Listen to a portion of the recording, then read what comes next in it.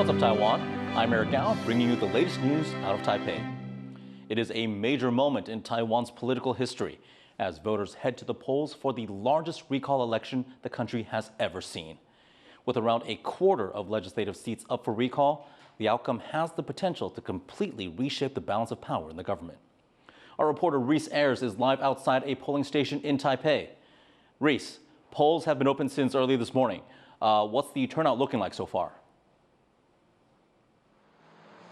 Well, Eric, a steady flow of people coming in and out of this school here in Taipei, which is now a polling station, all of them exercising their democratic rights in possibly one of the most contentious political events in modern Taiwanese history. After months of rigorous campaigning, it's now up to the Taiwanese people to decide the fates of 31 lawmakers. All of them are from the opposition Kuomintang or KMT. Now they, along with the support of the smaller Taiwan People's Party, currently hold a majority in the legislature. 24 of those 31 are being voted on today. The remaining 7 will be voted on later in August. And the decision facing voters is a very, very simple one. Vote to recall, yes or no. Now, if enough lawmakers are recalled, that could really shift the power in the government.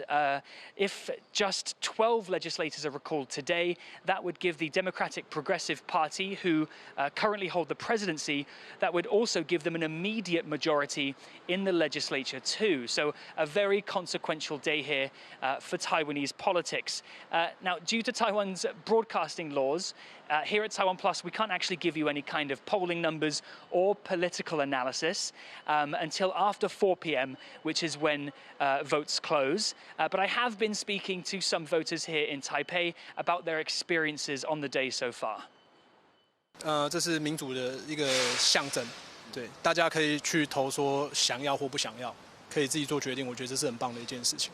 就是表达我心中想要的结果就对了啦，嘿，但是不知道是不是能够达到我要的结果，但是我必须要用行动来表示。还蛮顺利的，人蛮少的，因为我觉得我们有民主的系统可以保障我们自由的发声，所以我们就要把握这个机会，然后把自己的声音说出来。Now, to be successfully recalled, at least 25% of eligible voters must come out to vote, and then at least 50% of those voters must vote to recall. So it's a pretty high bar to cross. So for now, we've got a few more hours left of voting. We'll let the voters get to their ballot boxes, and we'll hand it back to you in the studio, Eric. Thank you, Reese. That was Reese Ayers reporting from a polling station in Taipei. And tune in for more live coverage of the recalls at 5 here on TaiwanPlus. There's some wet weather in the forecast for the recall election day, with nearby tropical storms expected to bring brief showers and possibly thunderstorms to parts of Taiwan. The country has been monitoring 2 storms as they approach from around the Philippines. One of those, Tropical Storm Kome, is now weakening, and the other, Francisco, has been downgraded. Still, meteorologists forecast strong but spotty, short-lasting gusts and rain showers throughout the weekend. Stormy weather is set to mainly affect central and southern Taiwan. Taiwan's army has only trained 300 new drone pilots so far in 2025, falling short of its stated goal of 1,000 for the full year. That's according to an audit of its new drone training center. Taiwan's military has made a big push to employ drones in its defense strategy and develop a domestic supply chain. The industry is currently dominated by manufacturers from China. Taiwan has just put in an order for nearly 50,000 drones with a targeted delivery date of 2027. Despite the lower training numbers, officials say they have still been making efforts to get operators up to speed. 有关无人机载具操作手册目前已经完成修订，另外飞行班队也已经增开，可以逐次满足本军各部队无人机操作手的派训需求。Defense experts say small, affordable drones are key to countering China's much larger military. An injured sergeant has won around $80,000 in compensation from Taiwan's Navy in a case that made it all the way to the Supreme Court. John Van Triest has this report. It's now more than 4 years since an accident on these remote Taiwanese islands, the Wuqiu chain, left a naval sergeant seriously injured. And after a long legal fight, the Supreme Court has stepped in to award compensation, about $80,000. The island outposts lie closer to China than to Taiwan proper and are home to key defensive infrastructure, including underground tunnels. In March 2021, a sergeant tasked with clearing out garbage fell about 1 story into one of the tunnels through an unmarked, rusty metal covering, breaking their lumbar spine. Help was not forthcoming as they made their recovery. 他去军中反映了很多次，不论跟上面的啦，还是去就是陈情啦，都申诉很多次，但是说总共有70几次，但是都没有人理会他，然后一直到他不得已有去跟监察院陈情。But the Navy said the sergeant had a pre-existing back condition, prompting 2 rounds of legal action. The case eventually reached the Supreme Court. 法院也有去函询那个医院的部分，那医院也回复表示说，这个是跟之前的旧伤没有关系，这是新伤，所以这个部分，法院才会判决说应该要赔偿，而且不仅要赔偿医药费用、精神慰抚金，还有就是相关的劳动能力的减损的部分。The court says it agrees with the amount of compensation the second court to hear the case decided on, and it says its ruling is final. 上诉人提起第3审上诉，本院于114年7月23日裁定予以驳回。 And so the case is closed, putting an end to years of legal wrangling, and with the Navy saying it will raise awareness among the ranks to keep similar accidents from happening. Alex Chen and John Van Trieste for TaiwanPlus. UN Secretary General Antonio Guterres is calling for action as the death toll from Israel's war in Gaza rises to nearly 60,000. From the beginning, I have repeatedly condemned the horrific 7 October terror attacks by Hamas. But nothing can justify the explosion of death and destruction since. The scale and scope is beyond anything we have seen in recent times. I cannot explain the level of indifference and inaction we see by too many in the international community. Gaza's health ministry reported on Friday that 89 people, including 9 receiving aid, were killed within the previous 24 hours, bringing the total death toll to 59,676. Guterres, in his remarks, also lamented the spread of starvation among Gaza's population as a months-long Israeli blockade of food into the enclave continues. The UN says nearly 1 million children now face food insecurity. At least 83 children have died due to conditions linked to the blockade, and nearly 70,000 are showing signs of malnutrition. Taiwan has bagged 3 more medals at this summer's World University Games in Germany. Tennis players Li Yiyun and Ling Fang'an won silver in the women's doubles event. They were defeated by Obianga Kajura and Kanon Yamaguchi of Japan in the finals. In archery, the women's recurve team took home silver as well. The trio, Guo Ziying, Feng Youzu, and Li Caixuan, lost 2-6 to gold medalist Japan. And artistic gymnast Tonya Paulson won bronze in the women's individual all-round, marking the first ever medal for Taiwan in that category. A clownfish farm in Taiwan's Changhua County is helping protect the ocean in its own unique way. Our reporter Sandy Chi visits the facility to find out how.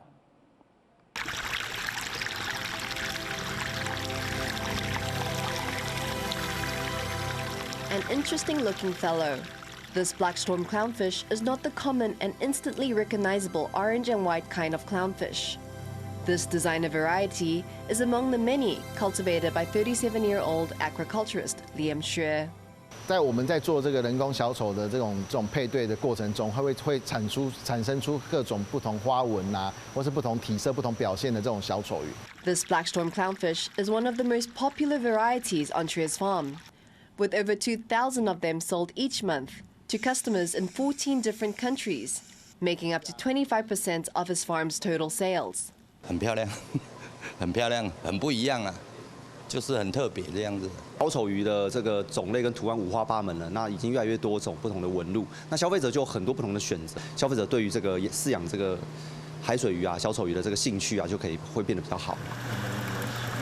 Xue began working with clownfish at the age of 20, when he fell in love with the fish after watching the movie Finding Nemo. Inspired by the Disney animated film, Xue created his very own clownfish kingdom, the biggest clownfish farm in Taiwan. Over more than a decade, Xue has bred 35 varieties of clownfish, each of them taking up to 3 years to successfully develop. And here at this farm, he exports around 100,000 of these fish each year to over a dozen countries. Some may struggle with the idea of breeding designer fish in captivity for sale.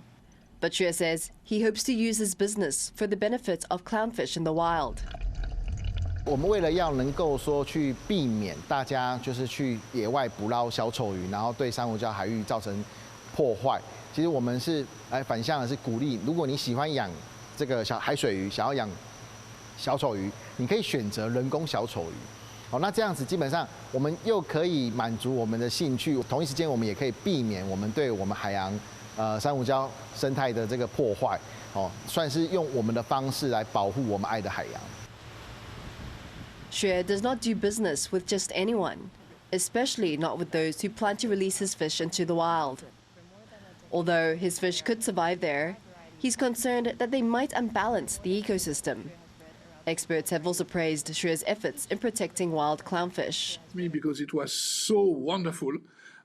First, the organization, the clarity of the organization, how everything is really safe and clean and well designed, and the professionalism behind that, and the diversity of fish they have created by breeding and crossing many lines. Thanks to captive bred clownfish, there is much less clownfish captured in the wild for aquarium trade.